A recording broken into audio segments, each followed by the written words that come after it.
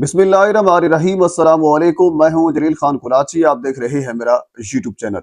अमीर बलाज कत्ल केस के हवाले से गुज़श्ता वीडियो के अंदर कुछ चीज़ें मैंने आपके सामने रखी थी, क्योंकि एक नया मुलज़िम जब बिलावल गिरफ्तार हुआ है, अब मज़ीद कुछ चीज़ें खुलकर सामने आई हैं। आज की वीडियो के अंदर मैंने आपके सामने कुछ इंतहाई अहम तरीन एक्सक्लूसिव मालूमात रखनी है कि बिलावल के ऊपर बेसिकली पुलिस की जानिब से क्या कहा गया है, इल्ज़ामात क्या हैं, बिलावल ने क्या किरदार निभाना था और क्या किरदार निभाया था, और उसके बाद फिर एक और मसला कि इंटरपोल के थ्रू कैसे गिरफ्तार किया गया। क्या ये वाकईतन इंटरपोल के थ्रू ही गिरफ्तार किया गया या इसके पीछे मुहरकात कुछ और हैं। कुछ एक नई चीज मेरे पास आई है, वो आपके सामने रखनी है। तो शुरू हम यहाँ से करते हैं कि जब 18 फरवरी 2024 को चूंग थाना की हदूद के अंदर डीएसपी एक साहब थे, उनके बेटे की दावत वलीमा थी, वहां पे बिलावल साहब मौजूद थे और बाकी लोग भी वहां पे मौजूद थे। अब ये पुलिस का जो सफ़े मिस्र है उसके ऊपर जो चीज लिखी हुई है वो मैं आपके सामने रख रहा हूँ। बेसिकली जो बिलावल का केस था, उसकी दो तरह की तफ्तीश हुई थी। पहली तफ्तीश उसकी ऑर्गेनाइज क्राइम यूनिट जो है वो कर रहा था, उन्होंने की थी। और इसके अलावा फिर एक जॉइंट इन्वेस्टिगेशन एक टीम बनाई गई थी, जिसके अंदर कोई तकरीबन 6-7 बड़े बड़े अफसरान शामिल थे, उन्होंने एक तफ्तीश की थी। तो सफ़े मिसल के ऊपर, सफ़े मिसल के मुताबिक बिलावल का क्या किरदार था, इसको इश्तिहारी क्यों करार दिया गया। हालांकि अमीर मसहब की मुद्दत में जो मुकदमा दर्ज करवाया गया था उसके अंदर 4 नामालूम थे, 2 को नामजद किया गया, तीफी और गोगी भट्ट को, और ये कहा गया कि इनकी ईमा के ऊपर इन 4 मुल्ज़िमान ने कत्ल किया है। और उसके अंदर क्योंकि शुरू में जो अमीर मसहब ने दर्ज करवाया था एफआईआर, उसके अंदर यही कहा था कि अगर वो मेरे सामने आ जाए तो मैं उनको पहचान भी लूंगा। बहरहाल पुलिस इन्वेस्टिगेशन के मुताबिक बेसिकली 4 लोग और शामिल थे। 4 लोग और वो थे जिन्होंने, क्योंकि जो कत्ल किया गया था वो मुजफ्फर शाह एक बंदा था, जो बाद में पता चला कि वो तीफी भट्ट साहब का मुलाजिम है, उनका मालशी है, जो भी है, उनकी जानिब से कत्ल किया गया और बाद में उस शख्स को वहां पे मार भी दिया गया।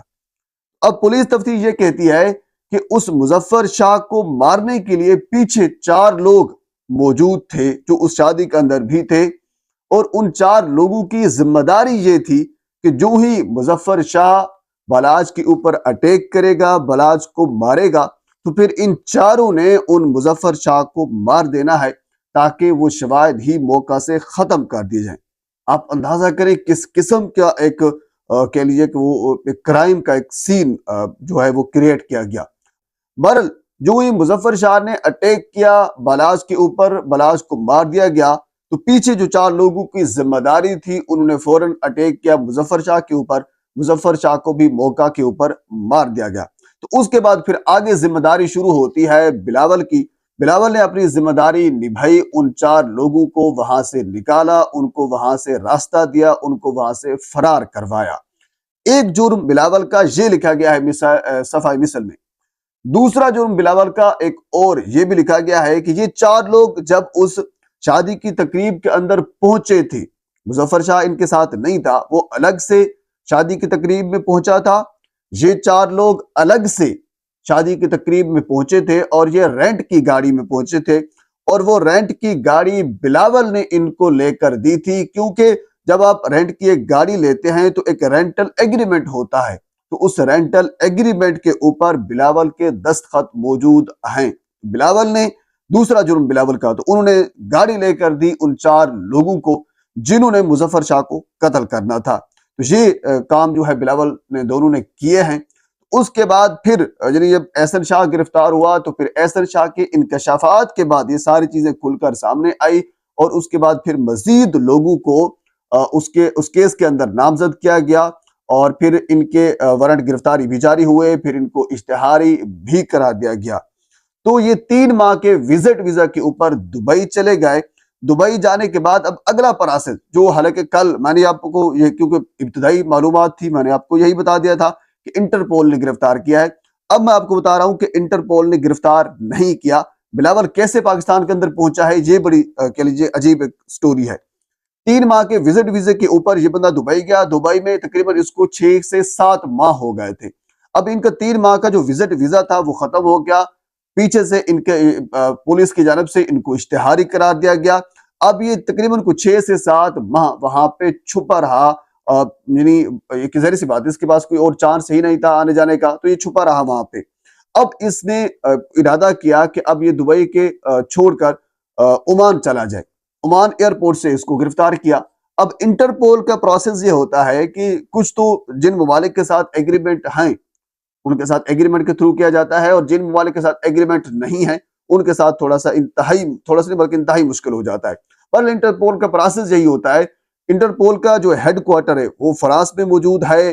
پہلے کسی بھی ملک کی جانب سے ایک ریڈ لسٹ ہوتی ہے وہ جاری کی جاتی ہے، بلیک لسٹ جاری کی جاتی ہے، یعنی 2 لسٹیں جاری کی جاتی ہیں، اور اس کے بعد ٹیمیں روانہ ہوتی ہیں، ان کو جا کر شواہد جمع کروائے جاتے ہیں۔ اگر انٹرپول کسی بندے کو گرفتار بھی کر لے تو پہلے جو ہیڈ کوارٹر ہے فرانس کے اندر وہ وہاں پہ بھیجا جاتا ہے، اور اس کے بعد پھر ابو ظبی کے اندر ان کا ایک پوائنٹ ہے، یعنی کچھ عرصہ وہاں پہ گزارنے کے بعد پھر اس شخص کو ابو ظبی میں لایا جاتا ہے، اور اس کے بعد پھر جس ملک کو وہ بندہ ریکارڈ ہوتا ہے اس ملک کی ٹیم ابو ظبی کے اس پوائنٹ کے اوپر جاتی ہے، وہاں کا جو عملہ ہے وہاں کا جا کر ملاقات کرتی ہے، شواہد اور باقی چیزیں ساری جو ہیں وہ دی جاتی ہیں۔ تصدیق کرنے کے بعد پھر انٹرپول اس شخص کو اس ٹیم کے حوالے کر دیا جاتا ہے۔ لیکن اس کیس کے اندر، بلاول والے کیس کے اندر، کوئی ریڈ لسٹ کوئی بلیک لسٹ ابھی تک میری ریسرچ کے مطابق کوئی موصول ہی نہیں ہوئی، اور اس کے علاوہ اس بلاول کو نہ فرانس منتقل کیا گیا، نہ ابو ظبی میں منتقل کیا گیا، نہ ہی انٹرپول نے اس کو گرفتار کیا ہے۔ تو پھر یہ گرفتار کیسے ہوا ہے؟ یہ گرفتار ہوا ہے اپنی انلیگل رہائش کی وجہ سے۔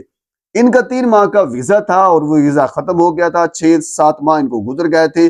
اب یہ غیر قانونی طور پر یہ بندہ رہ رہا تھا، اور اس کے بعد جب یہ انہوں نے ارادہ کیا کہ دبئی سے عمان چلا جائے تو عمان ایئرپورٹ کے اوپر ان کو گرفتار کیا ہے، کیونکہ جب ظاہر سی بات ہے ان کا ID کارڈ اور باقی چیزیں سکین کی ہوئی، اس کے بعد پھر اس کا پیچھے نکل آیا کہ تھانہ چونگ کے اندر جو 302 کا ایک مقدمہ ہے اس میں یہ بندہ اشتہاری ہے۔ تو پھر انہوں نے پاکستان کے متعلقہ جو ادارے ہیں ان سے رابطہ کیا، اور رابطہ اس غرض سے نہیں کیا کہ وہ پاکستان کو مطلوب ہے یا وغیرہ وغیرہ، انلیگل طور پر غیر قانونی رہائش کی وجہ سے وہ بندہ موجود تھا، تو انہوں نے بیسیکلی ڈیپورٹ کیا ہے اس بلاول کو۔ جب انہوں نے ڈیپورٹ کیا اور ساتھ یہ بتایا ہے کہ یہ بندہ آپ کا اس مقدمے کے اندر اشتہاری ہے، ہم اس کو فلاں فلائٹ کے اندر بھیج رہے ہیں، آگے آپ اس کو ریسیو کر دیں۔ تو انہوں نے بھیجا، آگے اسلام آباد پولیس نے ریسیو کیا، اور اس کے بعد پھر انہوں نے FI ریسیو کرنے کے بعد پھر لاہور پولیس کے حوالے کر دیا گیا،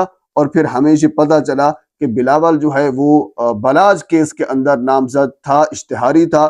اب واپس آ گیا کہ اب مزید تحقیقات کا جو دائرہ ہے وہ وسیع ہو جائے گا، یہ ہوگا وہ ہوگا، انٹرپول کے ذریعے گرفتار کیا گیا ہے، ہمیں یہ بتایا گیا تھا، لیکن ایسا کچھ نہیں ہے۔ تو یہ ایسا ہوا ہے جو میں آپ کو بتایا ہے۔